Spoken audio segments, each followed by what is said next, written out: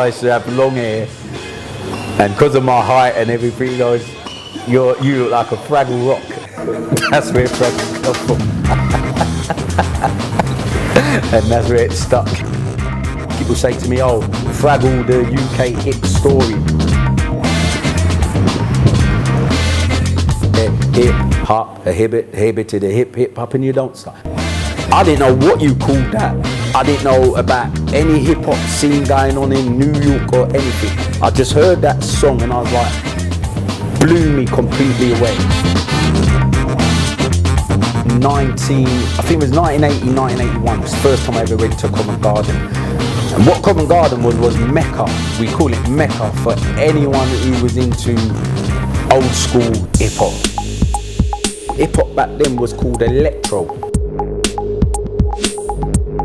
So if you popped, if you locked, or if you could break, that was Mecca. That was a place where everyone would assemble together and hang out. Everyone wanted to show off their actual moves, their dance moves, and also their garms, their clothes.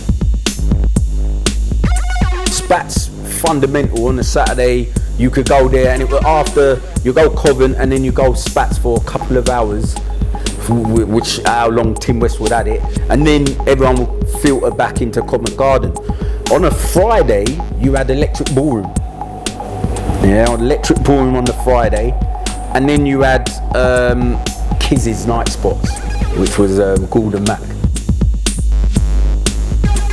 Under that umbrella of hip hop, you had people that were from East Coast. So, you know, the clothes would be, you'd have Lee jeans on, probably red Lee jeans, Adidas Superstars, Converse, the All Stars, or you'd have Puma, you know, you'd have Puma Glide, without a doubt. The actual West Coast path now, that's where you'd have all the big baggy pants, you'd have the actual, it would always be Converse All Stars you'd be wearing, and military style jackets with big like scarves tied around your waist and so forth. Then you have the jazz boys, which is another thing altogether. Jazz boys with skinny tight jeans, with high cut boots up to their, you know, to their knee, with a little roll hat rolled up with tight t-shirts. Then you'd have the boogie boys wearing their sort of freaky half cut tops up to air with, you know, with jeans and so forth. So the fashion was the most important thing. When I was a kid, I used to be mesmerised by the old black and white movies. And the first thing I used to watch was the clothes. Man, I used to be watching and going, whoa, when I get older, I am making something like that. I've got a small tailoring business, and it's called Bespoke Tailoring. And what we specialise in, which I'm wearing here, is basically, you know, handkerchiefs, you know, suits, bespoke suits, ties and shirts. I stopped going out for years and years, and my main reason of going out was like, I just don't hear the music that what we were listening to back in the day. It weren't cool anymore to actually be dancing. Everyone's all of a sudden resorted to standing on the walls and just staring at the dance floors.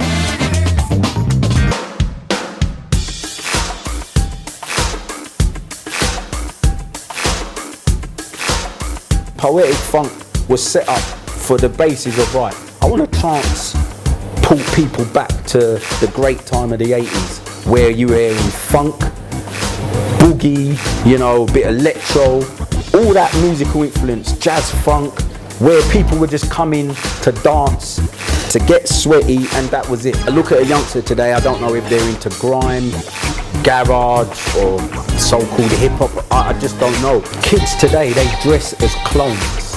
Everyone looks the same. You speak to any youngster about Covent Garden, and they're like, oh, what, Apple?